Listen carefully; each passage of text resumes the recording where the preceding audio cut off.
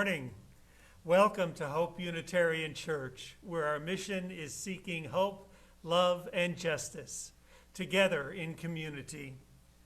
Whoever you are, whomever you love, wherever you are on your spiritual journey, and whatever your life circumstance, you are welcome here. If you are new to Hope or still feeling new, or just need someone to talk to, I invite you to contact me at the church. Hope's contact information will appear on screen at the end of today's service. To all who are here this morning, welcome home.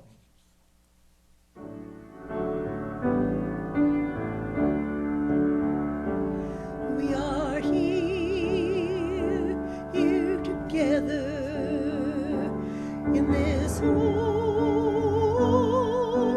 moment, and we're grateful for the winding road that brought us to this place, and we're grateful for the winding road that brought us to this place.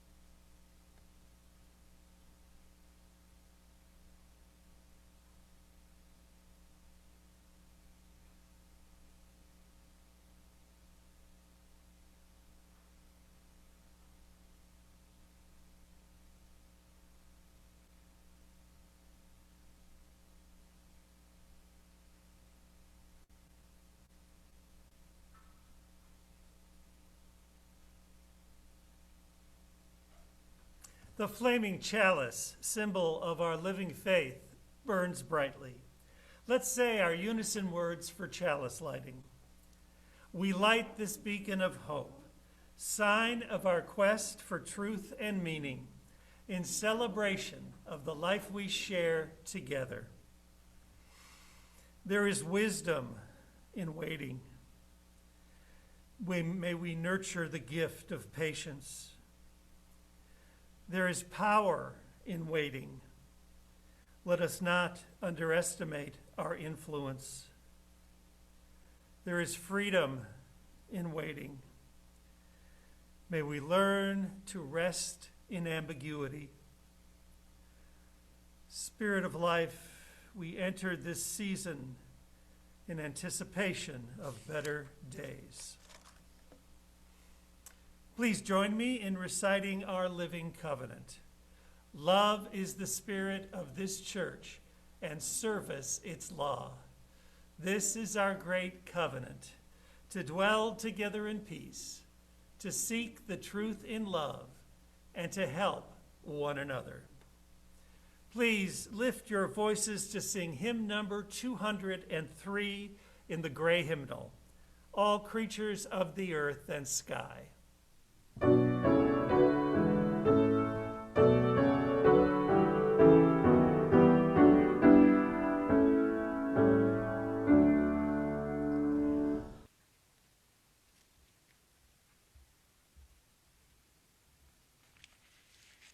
Good morning.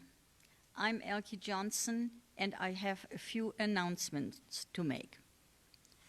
I hope everyone had a very nice Thanksgiving Day in spite of the anxious times we live in.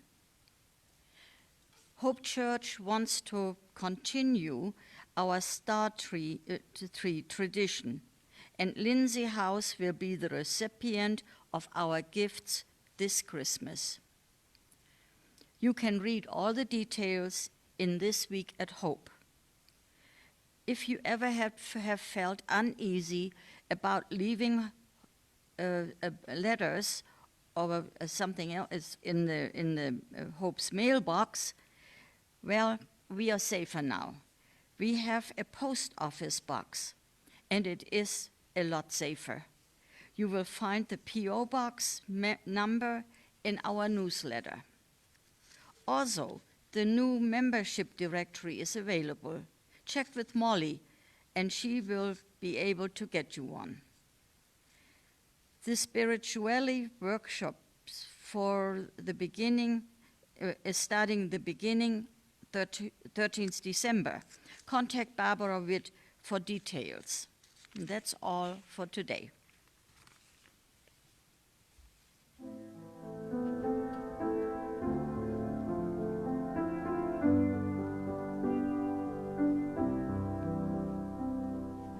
Spirit of life, come unto me.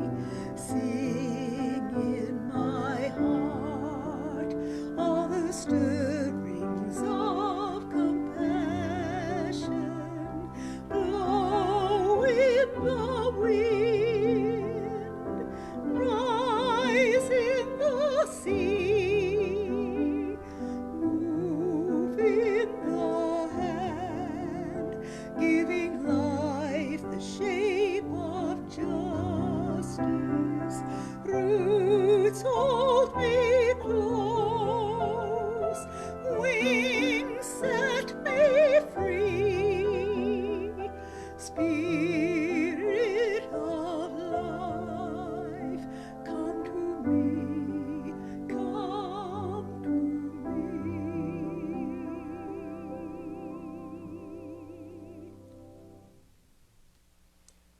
I invite you to join me in the spirit of prayer and meditation as we consider these words by David Breeden.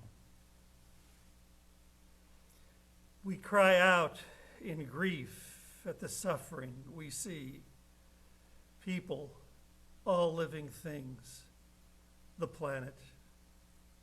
Preventable suffering, yet it continues on and on. When we feel overwhelmed, we gather to find a path, to find new ways forward. When we feel overwhelmed, we know that to our right and to our left are the faces of caring, faces of companionship. Joining together, we find our refuge. We find our strength. We find our wisdom. We find our way forward. May we sit in silence and be one in spirit.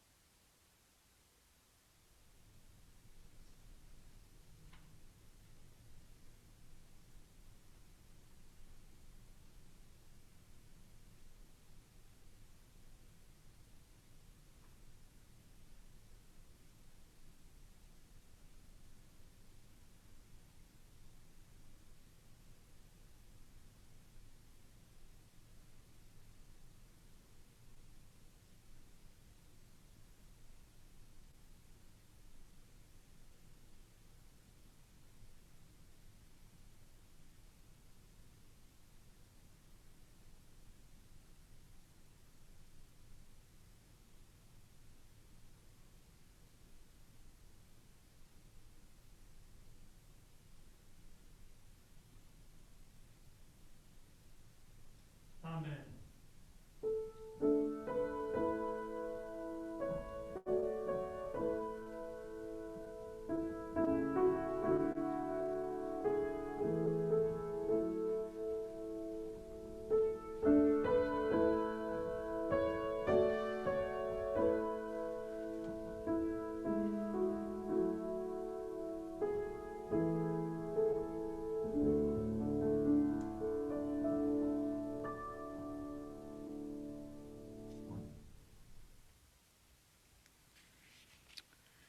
The reading this morning is Prayers Whispering to Each Other, by H.P. Rivers. I open my Facebook feed and find another tragedy, another beloved in pain, another hug so desperately needed that I cannot give or receive. Those all seem to be piling up these days. I light a candle, then snap a quick photo. For you and your family, I text. I love you and I'm thankful for you. I cannot always change the pain of the world, but I can acknowledge it. I can set a candle on my desk and remind myself that there is suffering dancing in the flame.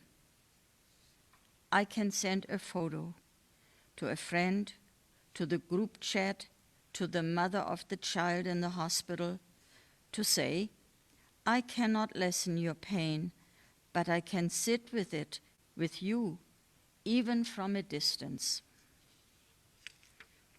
The heat of it fills my chest with a love that is too big to be only mine, profound only to be godly. The precariousness of it, contained now in a jar or chalice, but capable of escaping to cause destruction at any time, reminds me that tomorrow it could be someone I love lighting a candle for me. Sometimes there is no reprieve from the pain of this world. Sometimes it is too big and too obvious to ignore. My grandfather did not take me to the church to change the world. He took me to the church to light a candle. At 6 years old, all toothless grins and sidewalk jogs, he brushed my forehead with holy water and told me about the little rows of prayers side by side, whispering to each other and to God.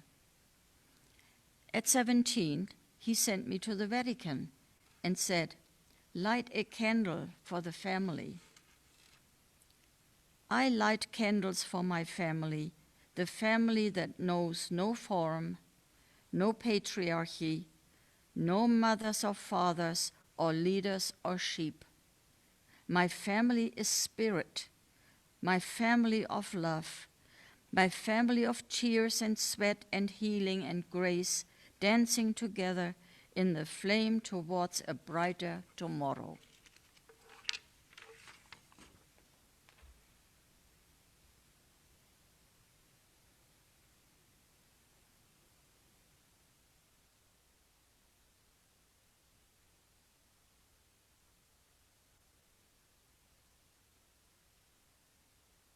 I'm gonna stay on the battlefield. I'm gonna stay on the battlefield. I'm gonna stay on the battlefield till I die.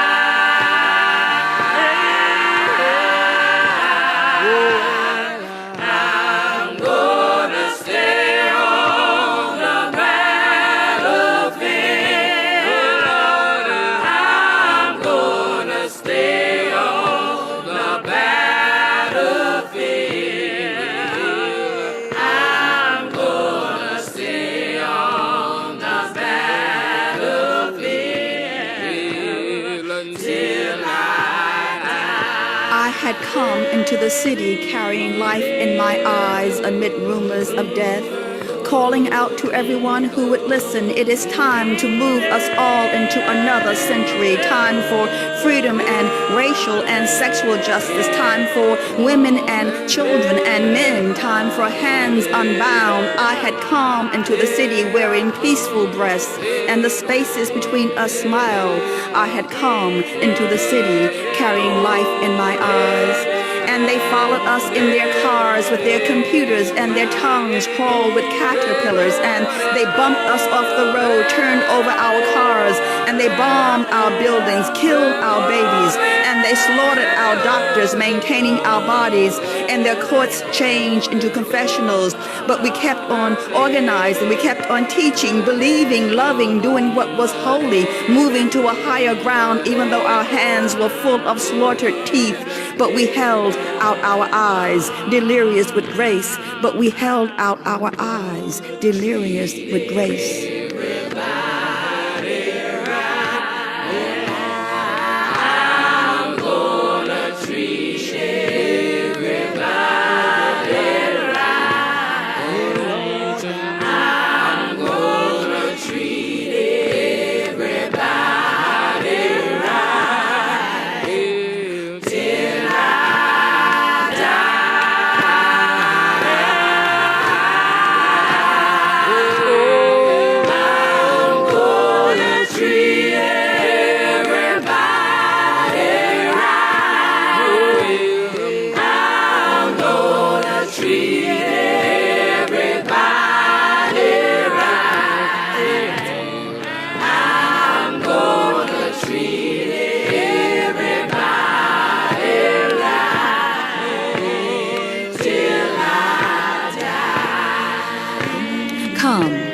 I say come, you sitting still in domestic bacteria. Come, I say come, you standing still in double-breasted mornings. Come, I say come and return to the fight, this fight for the earth, this fight for our children, this fight for our life. We need your hurricane voices. We need your sacred hands. I say, come, sister, brother, to the battlefield. Come into the rainforest. Come into the hood. Come into the barrio.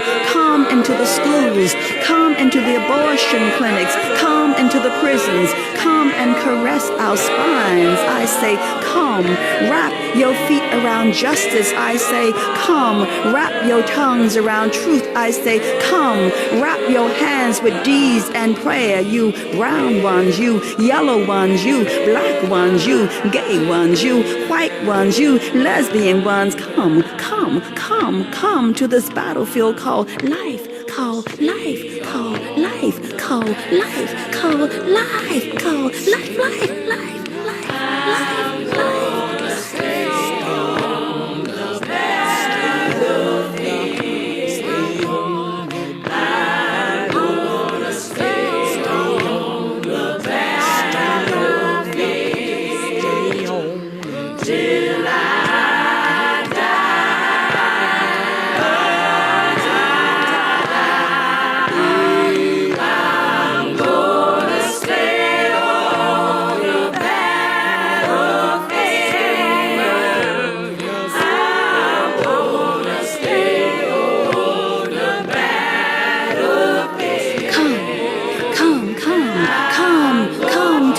Battlefield called life, life, life, life, life, life, life, life, life, life, life, life, life, life, life, life.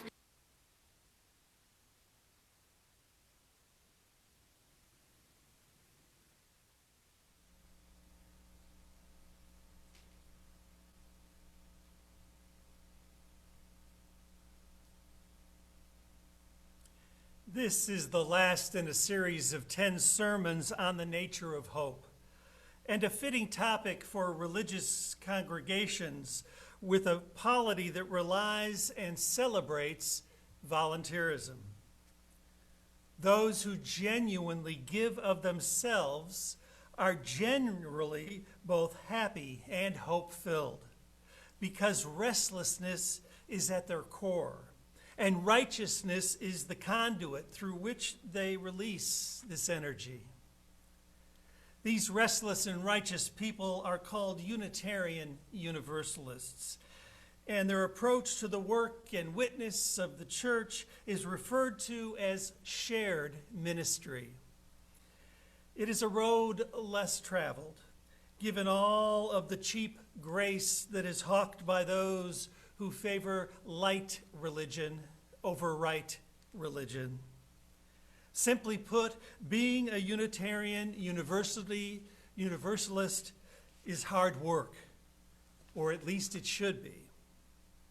Those who are seeking inner peace or eternal life rarely venture out to a church committee meeting for respite and refueling, let alone take charge and share this messy but productive way to get things done. You have got to be disturbed to do the work of this church in the world. You really do. Just hold the Sunday newspaper in one hand and our liberal religious principles in the other hand, and you will understand what I mean. That's our blueprint for living, and it's disturbing. Note that I qualified hopeful and hope-filled volunteers as those who genuinely give of themselves. These are the folk who don't need the praise that may accompany their good deeds, but will graciously accept your gratitude should you choose to offer it. Remember, it is part of their core. They cannot help but to help out. They take no initiative in drawing attention to themselves. Instead, they stand in their own shadow, so they cast a light on our shared mission. The mission always comes first. Their hope for a better world outweighs their need for a better reputation. Their hope insists that they share the ministry and are partners in the promise that, with our help, all things may grow into harmony with the divine. Contrast this to the story of Martha, the church gossip, whose story was sent to me via email by a former member of another church who shall remain nameless. Martha was the self-appointed monitor of the congregation's morals. In other words, she kept sticking her nose into other people's business. Several members did not approve of her extracurricular activities, but feared her enough to maintain their silence. She made a mistake, however, when she accused George, a new member of the congregation, of being an alcoholic after she saw his old pickup truck in front of the town's only bar one afternoon. She emphatically told George and several others that everyone seeing it there would know what he was doing. George, a man of few words, stared at her for a moment and just turned and walked away from the potential conflict. He didn't try to deny, defend, or explain. He said nothing. Later that evening, George quietly parked his pickup truck in front of Martha's house and left it there all night. Martha reportedly now wears a hat with the brim covering her blushing face. Her work for the congregation rendered not hope, but despair. Perhaps Martha is simply coping. We are not currently living in a time or a land that is overflowing with milk and honey, with peace and prosperity. I heard someone on the radio say that we will not see the end of the war on terrorism in our lifetimes. That's bleak. What little security I had in the future has been obliterated by polarity and imperialism. Like Martha, if I cannot save the world from itself, perhaps I can salvage what's left of my church or my family or myself. The smaller scale makes the task seem doable. So like Martha, I'll just have to weed out the dysfunctional church members, the contentious curmudgeons, those with questionable intentions and intentional questions that make me uncomfortable. Then I'll have hope. Of course, the first name on the list of people that must go is my own. There must be a better way to claim hope for myself. If you could use a little more hope in your personal life, then listen up. To find hope and to make it your own, you must make a decision first, one that will determine your experience of life from here on out. You can either practice being right, or you can practice being kind. Hope evolves through kindness. Hope means you no longer need to strike back at someone or something that has offended you, belittled you, or doubted you. Now, it doesn't necessarily mean you want to go to brunch with them, if only we could, but hope transports you to a place where being right is no longer worth the isolation that certainty affords. No, hope is not about proving anything. Instead, it focuses on providing everything that matters. Why is it that those who know they are dying often express the most hope? Someone I know has only months to live at best. And he recently told me that he finally has what everybody else hopes for. He said, "I've got forced into loving myself, and I'm not afraid to die anymore." For my friend, right and wrong are not nearly as important as kind and good. There are any number of things you can take to the grave, but kindness to yourself and others provides a level of comfort that rightness cannot comprehend. Hope is not about being right. It's about being kind. Second, to find hope and make it your own, you must remember that the holy has low standards. This is significant whether or not you believe in God, for you can be good without God. But the standards that humanity has imposed on God, or the good, are downright sacrilegious. I'll speak from my own family's tradition. The Eternal may have asked Abraham to sacrifice his son Isaac on a near fatal altar, but I have yet to receive such a divine revelation, and believe me, there were days when I had been listening very closely. The divine may not have required the Israelis to spend 40 years wandering in the wilderness, but the worst I have had to do was walk the eternal aisles at Costco. To find hope in our religion, we may need to exorcise God from our religion. This is the dilemma for those of us who were raised to reach for the sacred standards that are unattainable in a secular world. But I contend we were raised wrong, and that the holy standards are low. They are low enough that I can be a child of the universe without being either childish or impotent. Just pray, take care of people, and give away your money. These are things I can do, and yes, they do bring me hope.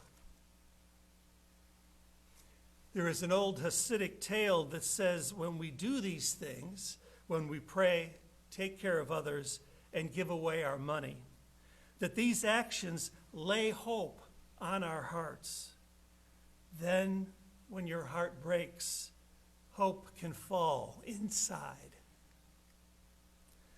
I have my days when I feel rotten or depressed or just plain let down by someone I counted on, including myself. I can be that self-loathing. It is okay to feel that way as long as I don't begin to live that way, for then I am living a lie. What I really am, regardless of how I feel, is this: I am perfectly imperfect, yet fearfully and wonderfully made. This too gives me hope. It does not matter if I feel broken. The fact is, I am whole. It makes little difference if I feel inadequate. It's a fact that I have everything I need. The old hymn says, just as I am, not just as I feel. Hope is not about how we feel. Hope is about how we live. Finally, to find hope and make it your own, you must let go of hope and not cling to it. This is the hardest part. Things start going your way in life, reality gets back on track, you can see where you're headed, and bam, there's that swarm of scissor tails obstructing your view. Couldn't the bliss have lasted just a little longer? If only I hadn't dreamed so big. If only I hadn't reacted too quickly. If only I hadn't regained my confidence with such zest. If only, if only, if only. I should have seen them coming. But why does there have to be such long, dry periods, such huge blind spots between the relatively minuscule moments of right relations and good living? This is where the story ends. That's what the 10-week sermon series on the nature of hope has been leading up to all along. Our well-being rests not in hope, but in hopelessness. I could have saved us all 10 months and cut to the chase, but the freedom of hopelessness wouldn't have carried any weight. I give up hope because everything is hopeless. This explains why we think we are unacceptable to others just as we are, and it gives credence to the notion that every family is dysfunctional. This accounts for the basic fears that factor in our decisions and wear away at our fortitude. This is why we cry. This is also why we laugh. When we give up hope, a lot can happen. When hope is not weighed down but with our own expectations, it may float by and surprise us again.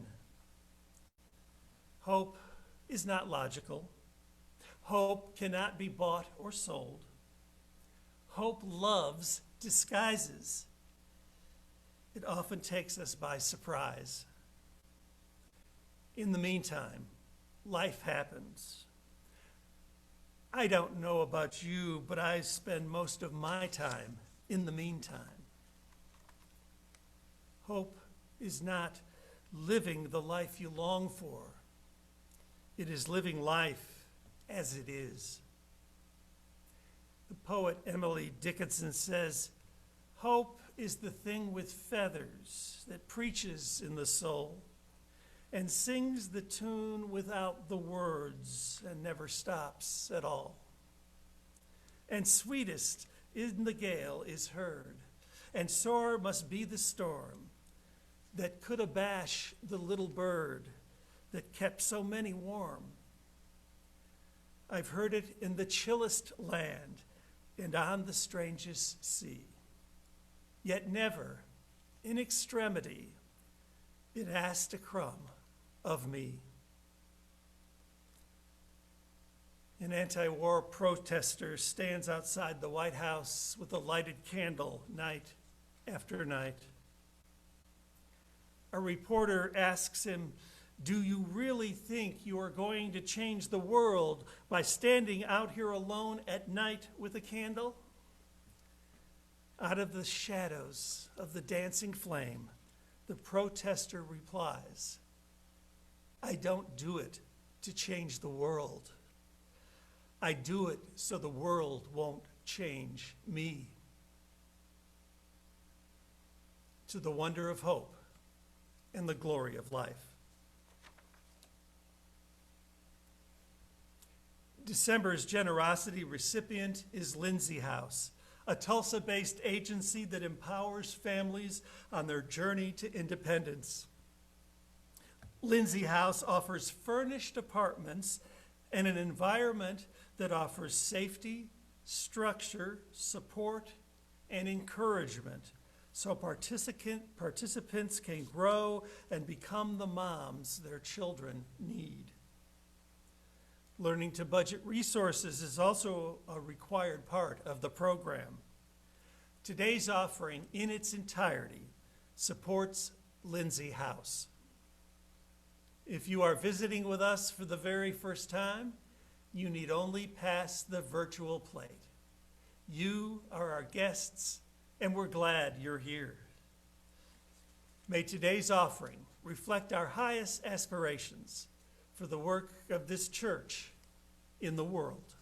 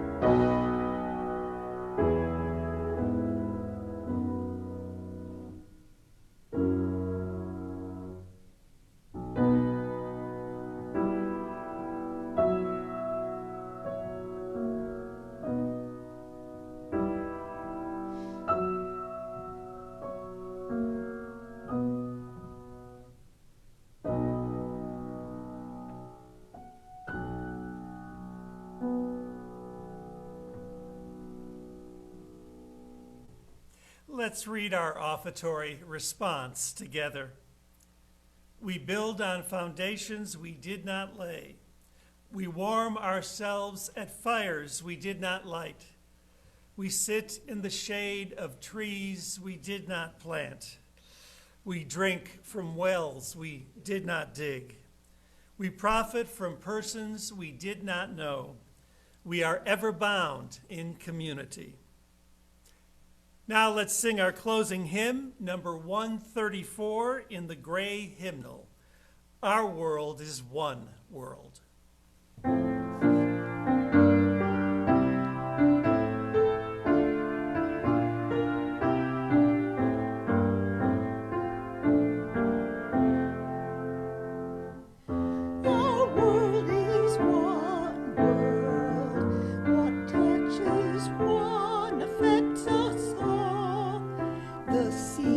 That wash us round about, the clouds that cover us, the rains that fall. Our world is one world. The thoughts we think affect us all. The way we build our attitudes with love or hate we make.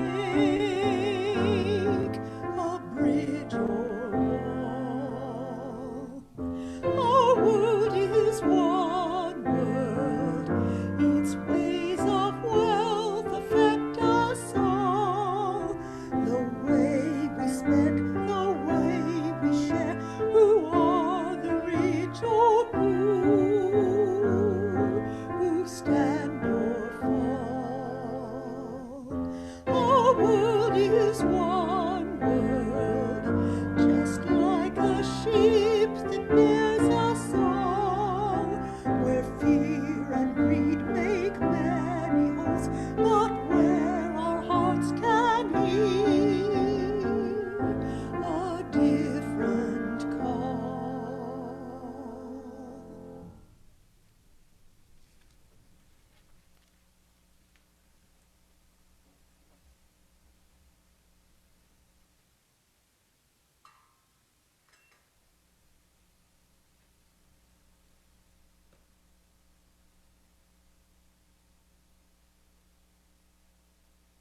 Our chalice is extinguished.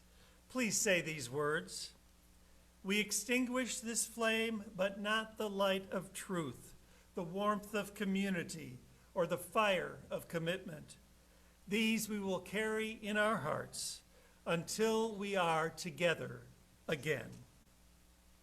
And now may the love that casts out fear and the truth that sets us free lead us forward together till the day spring breaks and the shadows flee away. Amen.